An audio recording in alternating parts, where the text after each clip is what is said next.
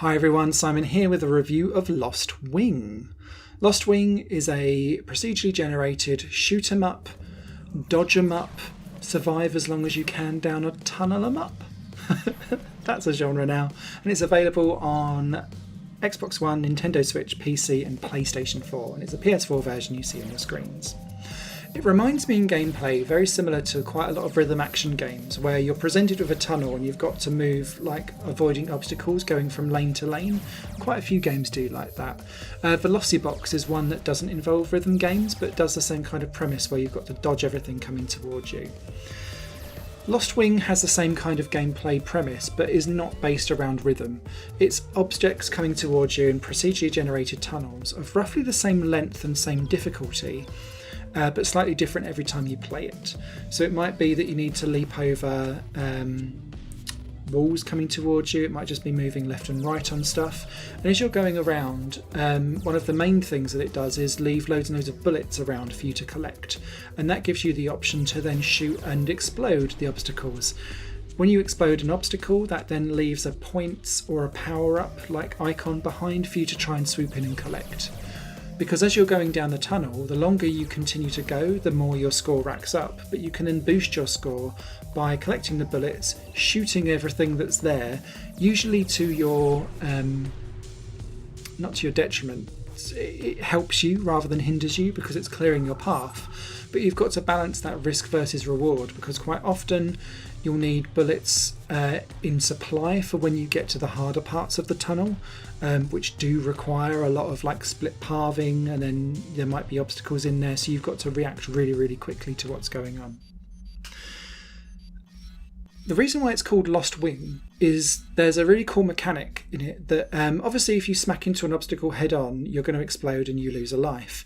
But if you graze it just on the side, like left or right, it will take off the wing of your plane and then it leaves you like you're torpedoing along and you can kind of shuffle move left and right. But you just don't have the agility of what you normally do. And then you've got to survive about 15-20 seconds before a power-up will come to give you your wings back. And I really liked that mechanic because you're kind of sitting there going, oh God, not now! As you're trying to like steer really, really poorly towards the power-up to try and keep yourself going. The other thing I really liked is that occasionally it will throw in this boost time anomaly. And what it will do is it will start to rotate the whole screen and level on 360 degree spin around. So when you're dealing with that, it's like you're then flying down the wall, then you're flying down the ceiling, and obviously left is right and right is left when you're upside down. And the game does like to throw that in on occasion, and I really liked. Firstly, it was cool to watch and look at. But it also throws in like a real brain fade challenge because you're so used to just dodging left and right and up and down like normal, and now you can't, and you're thinking, and it hurts your head. Outside of the 3 tunnels that are there, and I would argue that the game should give you more because although those 3 tunnels are locked behind XP level ups, which are tied to your high score, they drip feed quite slowly initially, and so you'll be playing the same opening level over and over again trying to get up to speed with the game, and that's a bit of a shame. I would have liked there to have been more tunnels or more environments for you to play with. You can unlock extra modes though. There's ultimate speed, which means that you're going to go down a track faster than anywhere else, and that requires like bobsleigh precision. There's a slalom mode, which I found particularly difficult to try and keep your combo going as long as possible, going between the gates.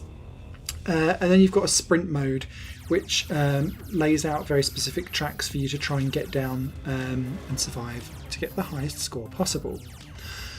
The game looks beautiful. It plays fast. One of the things that I didn't realise when I first played it, and it's a pro tip for anyone, especially if you're only looking for the platinum, which sadly tops out really early on in this game and you don't need to do too much with it, is you don't actually have to press accelerate. The game will accelerate at a slow speed and slowly get faster over the course of the level. But I was bombing it down with the accelerator button on, not realising you could just coast through. And I strongly recommend you doing that to get used to the speed and the precision and the depth that Lost Wing needs you to deal with. There are a couple of downsides to the speed and the way how the game is put together though, and it's all around colour definition, I guess is the best way to describe it. In the industrial area, everything is looking like silver and red and dark, and things start to merge in together. And quite often, I would find myself hitting an obstacle that I hadn't clocked in my vision was there, and I was like, oh. But when I got into the second world, which is like the forest level, it's all dark blues and purples and blacks. And I found that really difficult to pick out some of like the tree trunks that are coming down into the level, and I'd be smashing into things that I really didn't understand that were there. It's made slightly easier because there's some stuff that are like poisonous water fountains that will pop out that will kill you, and they're like bright celestial blue. And I found those easy to spot. But some of the darker things in the forest level I did struggle with. And I started to feel like actually if there was something that could be changed within the graphical settings to make things stand out a little bit more, it would have really helped me enjoy the forest area specifically much better. Outside of that though, this is a really good high score chaser game to enjoy. The online leaderboards update nice and quickly. It's always good to see what everyone else is up to as well, and because you're always chasing that high score and unlocking more things, although I would say that it's slightly drip fed, especially early on in the game, it feels like it's just giving you different colours of ships rather than different ways to play the game.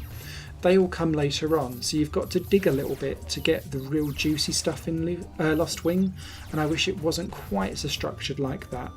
Add in a couple of other different tunnel layouts, and I would give this an absolute double thumbs up. As it stands at the moment though, this is still a good game, and I would recommend it, particularly if you look at this and you're thinking, cool, I do love a high score challenge.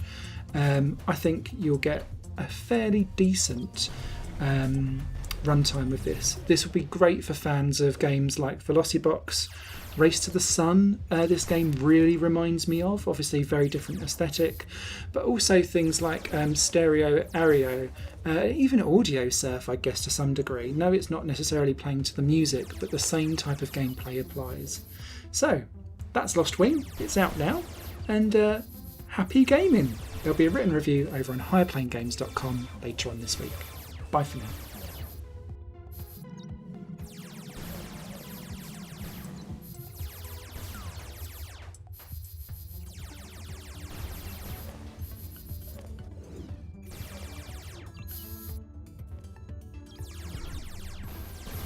Higher Plane Games is part of the Higher Plane Network, a collection of media projects ran by me.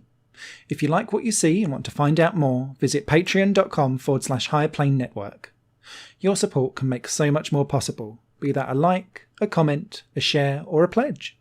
Thanks for watching.